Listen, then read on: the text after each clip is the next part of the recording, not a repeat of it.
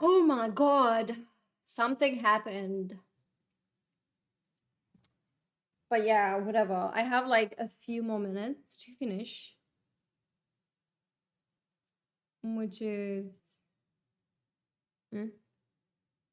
45. And then I'll play Valorant. Let's just finish this.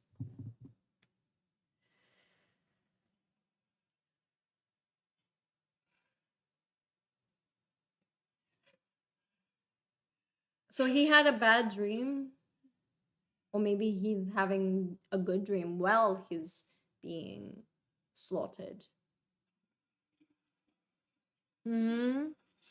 Maybe he has been living like that for several years and he's only entering his imagination, thinking he's the one in control, he's the one who's in control of the auditions, and yet he's not.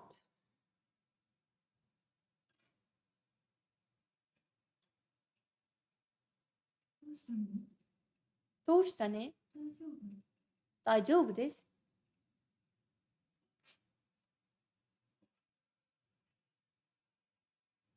大丈夫。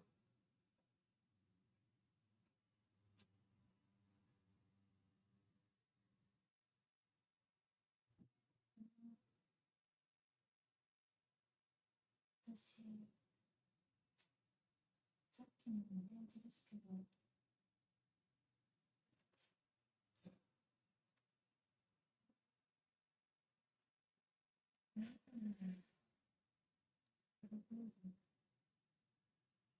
お消します。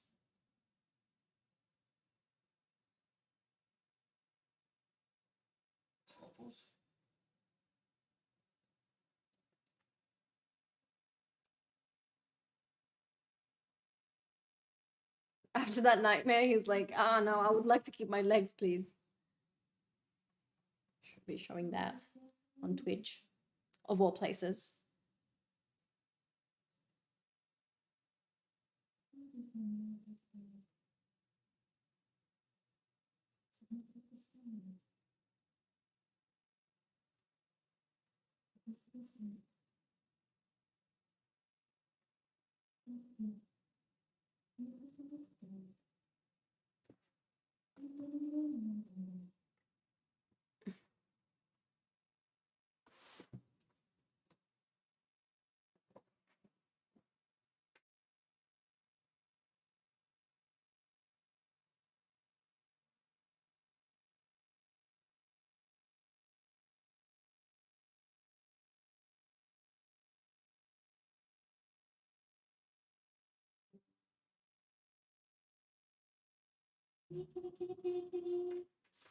I knew.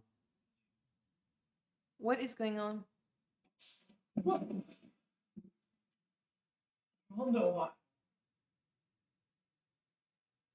I knew it.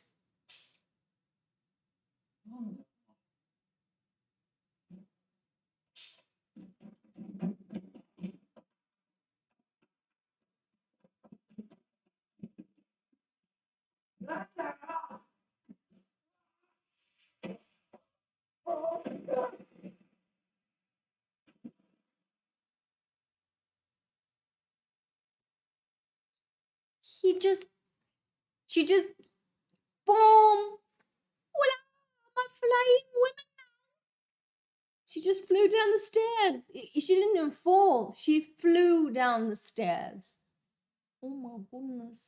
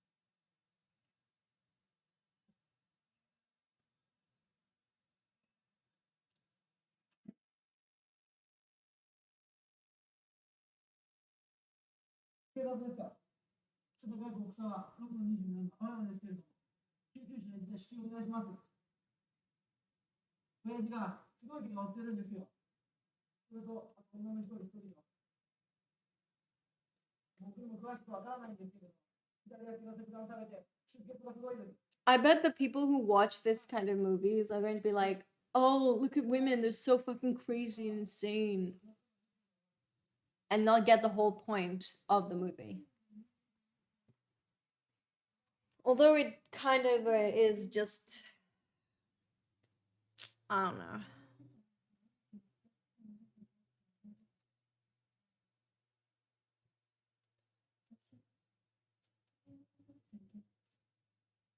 She's still talking.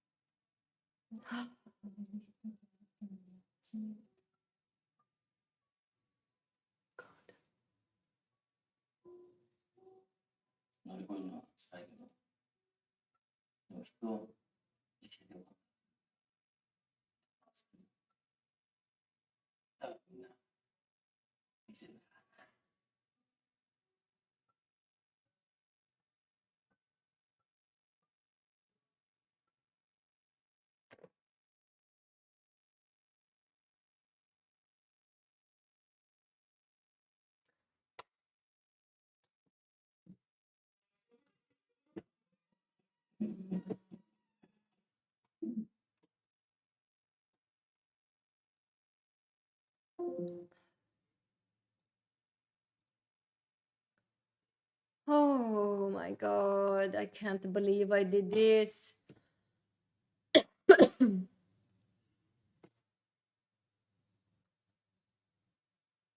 Holy shit, my friend.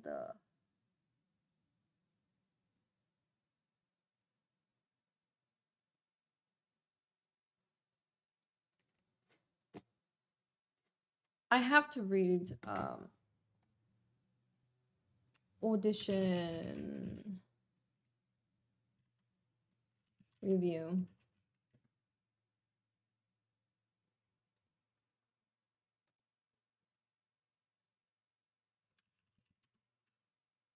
Hmm.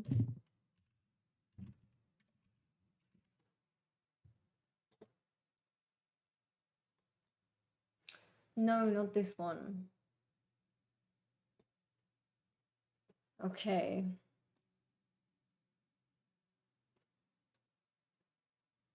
A demonic femme fatale who tortures her male would-be oppressor maid, Takashi Mike's vengeance tale, the horrifying launchpad for an entire genre. The cure for male arrogance. Japanese filmmaker Takashi Miike pretty well invented the genre of J-horror as it came to be understood with this shocking, scabrous, stereotypical movie from 1999, adapted by Daisuke Tengan from the 1997 novel by Ryu Murakami. Above everything else, it has something which makes it very different from the vast majority of horror movies, a female evil demon figure who terrorizes the male.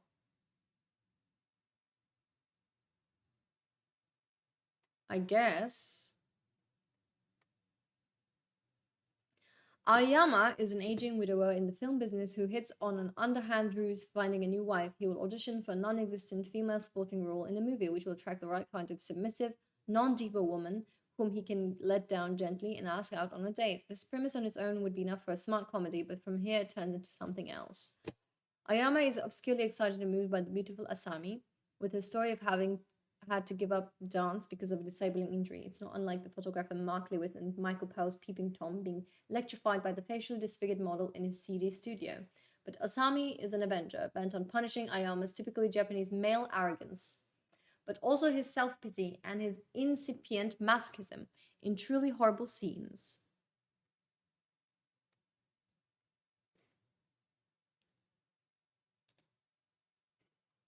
No.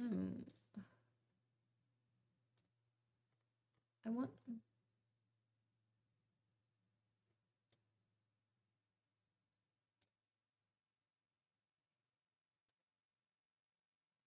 Come on.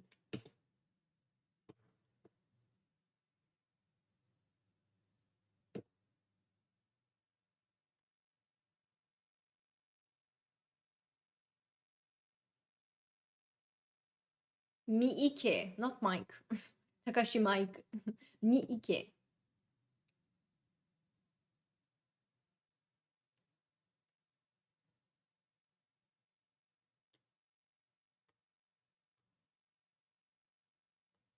Not to be confused with Audition.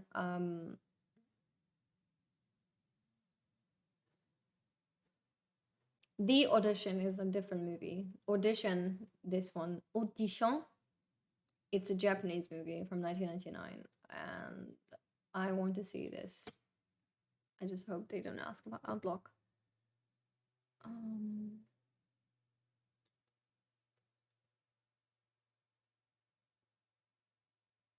The film is a brutal examination of social isolation and malaise and the gulf that often exists between men and women. A diabolically adroit piece of filmmaking that goes even further than the films of Italy's excruciatingly macabre Dario Argento. I don't know who that man is. I don't know who that man is. It gnaws on your mind like a famished larva, and you can fully expect to have a rough time of it later when you close your eyes and try to sleep. Yeah. I think, yeah, male arrogance. That was the whole theme of the movie, which is, I did not, listen, I'm not like a man hater, okay? I know that's weird, like, to specify, but I don't go into these movies hoping for a feminist manifesto to pop up. Whenever I watch a movie, I usually pick a horror movie most of the time because that's the only thing that gets my blood pumping. Unless it's also a romantic comedy, it could very well be drama. I don't know. It depends on what movie I want to watch with you. Well, at the moment. Last time I watched Octopussy, which was so boring. I fell asleep like that. Yeah, it was just even just remembering it is just no. And that's and this is like I wanted to read this.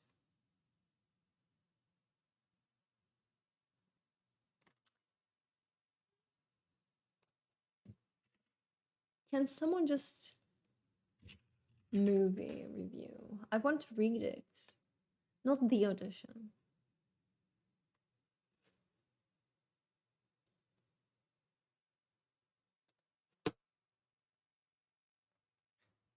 There are about 15 minutes of audition that everyone remembers and talks about, and about 95 minutes of a movie that you'd think didn't even exist if you listen to others' comments.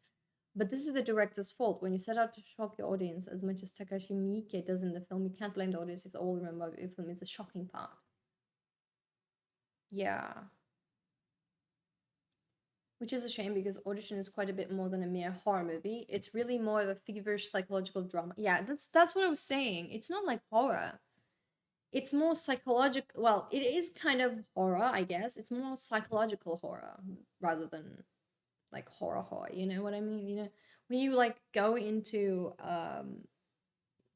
for example, what was its name?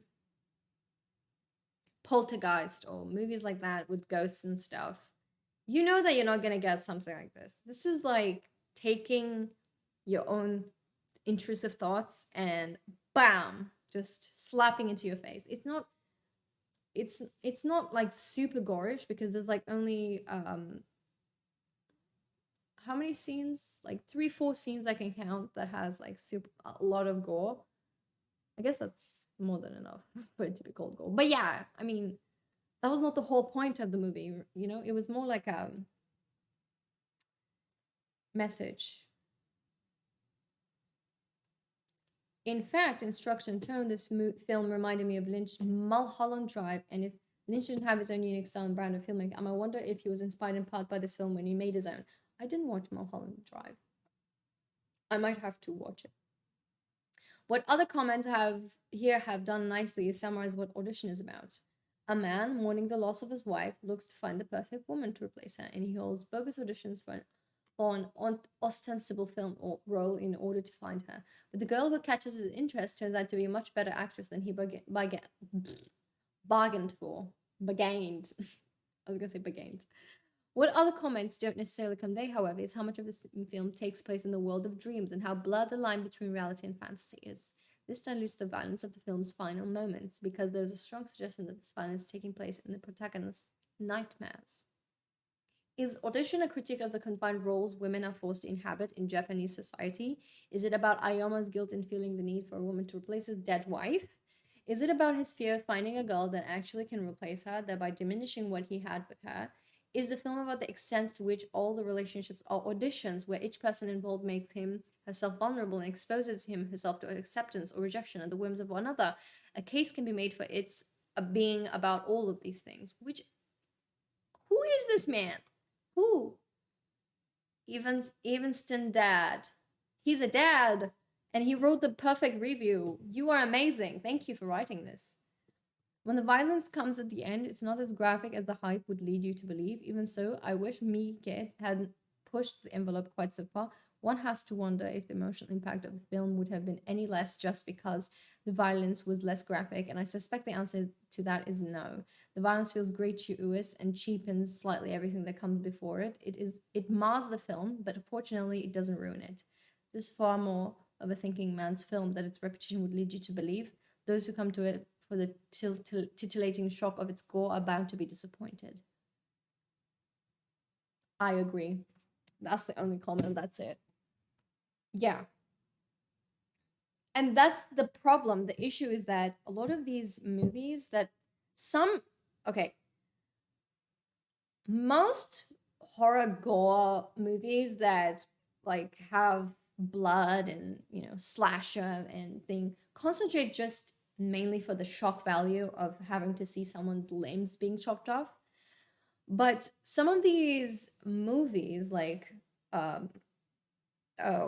Audition or The Woman, for example, have so much like they have the gore part, but they also have a underlying message hidden in the movie that you have to really think about, you know, be like a film major kind of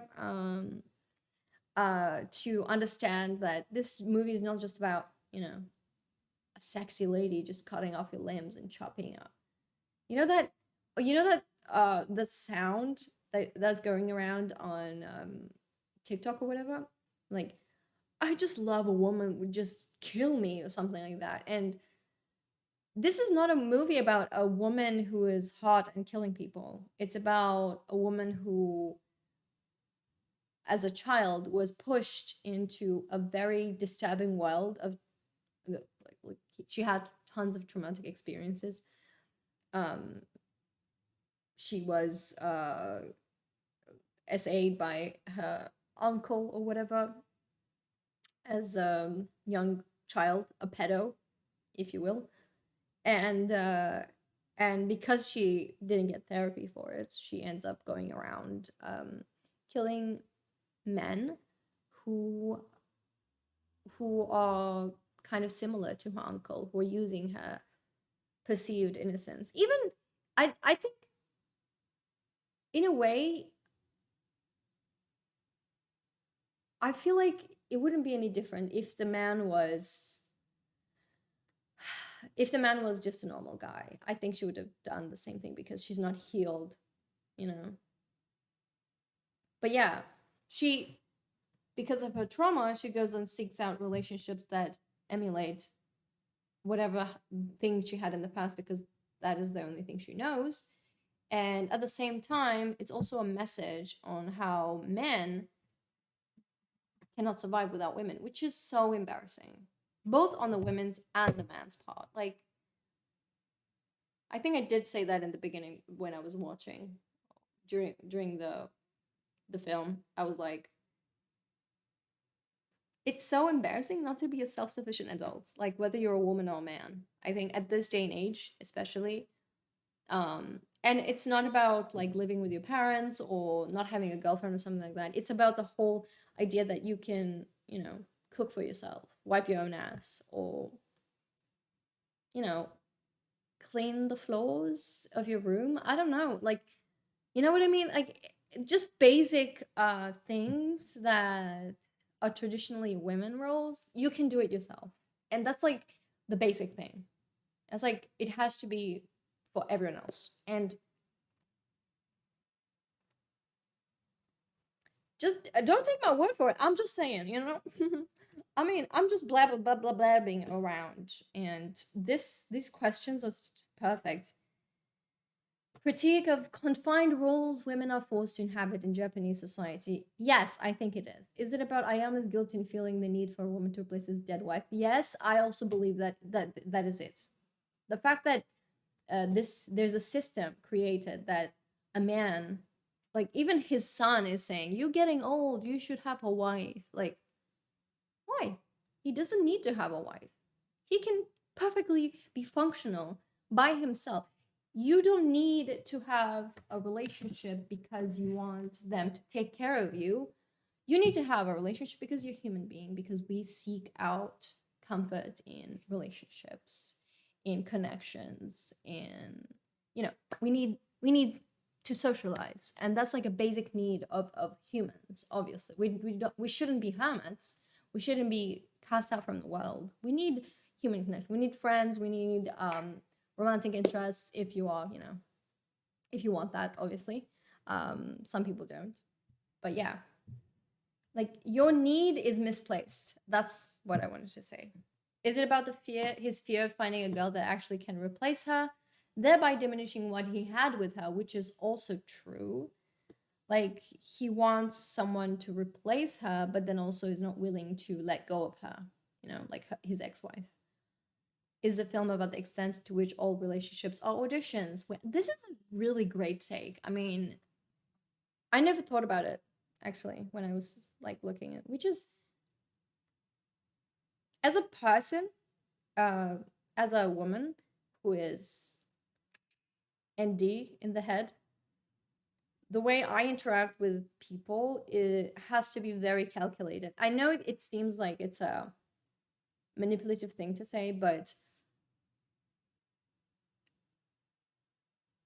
human interaction has an aesthetic value, and not necessarily meaning that we have to be all pretty, which is like also, yeah, pretty privilege. I guess it exists because I've had a lot of people who are friends with me for a while, and then they get to figure out that I'm not normal in the sense, and then they're like, oh yeah,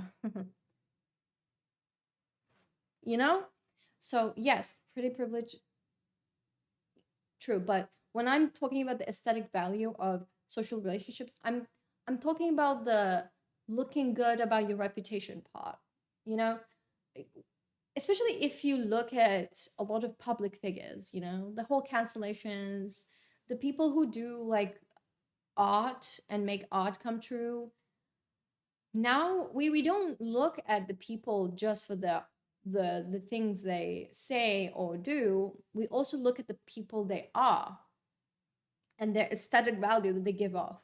So Andrew Tate could be talking about the most amazing thing in the world. He could be saying like global warming exists, right? But because he's been branded, his reputation has been branded as a misogynist, we would not be willing to listen to that man because his reputation is so and so, right? Even if he has like good takes. And that's what I said, aesthetic value in people. So I'm really bad at face expressions and talking. um I am good, but for a while, uh that's like a long story, I guess. But in the way that I see in my relationships with people and whatnot. That's the kind of problem I face, that there's a certain extent of time that I can keep up the facade that I'm this charming lady who likes to talk with people, has fun, she's kind of flirty, and you know, which I am. I have realized that after a while that my friendliness comes off as flirtiness, I guess. Even though that's not my intention at all. And yeah, that's it. I just went off a rant.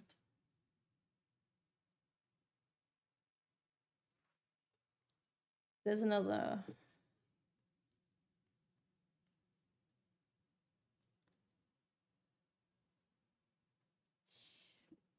Mm.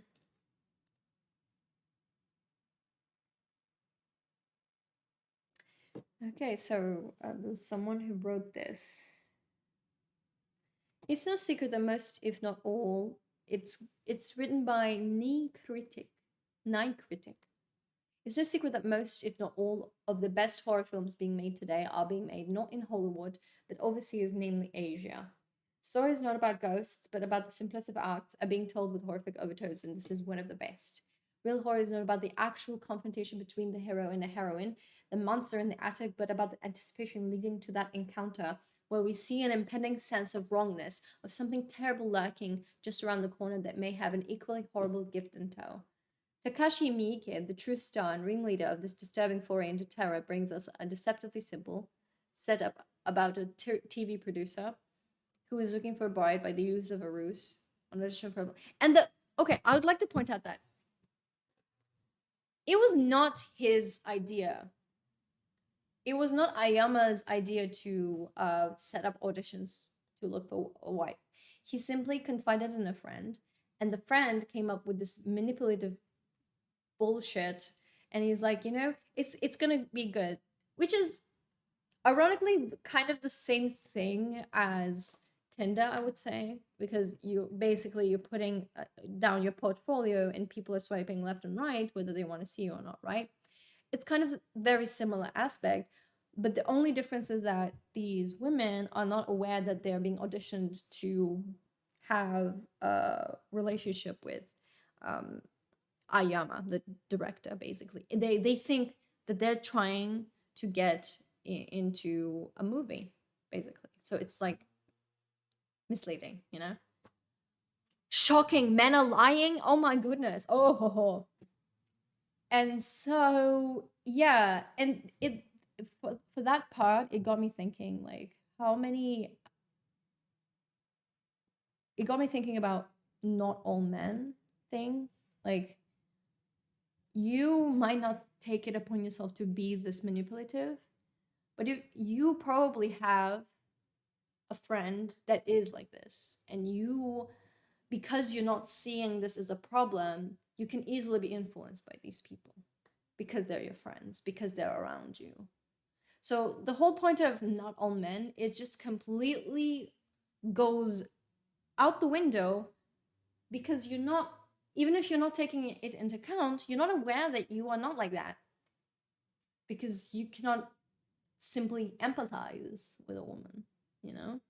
And that's an issue. That's the issue, is that you're having a hard time empathizing.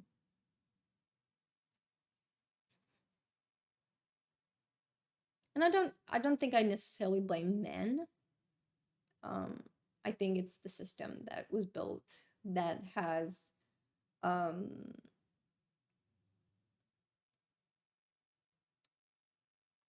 how do I say, bent the roots bent the roots down for you to actually establish a skill, you know. Empathy is, I think it's a very human skill. Some people, um we are inherently selfish, all of us. I think that's the nature of humankind, but our willingness to empathize with people is through our own selves. So you cannot empathize if you don't put yourself into another person's position, right? So what if it were me? That's the real question. And it's very inherently selfish to be able to empathize in a way, to be able to connect. And that's why it's a skill and not nature. At least that's my thought. Yeah, when Ayama decides to call Asami, we're introduced to the most disturbing scene in the movie: her empty apartment, her figure singing, sitting by the phone, and a large canvas bag. Yeah. Uh,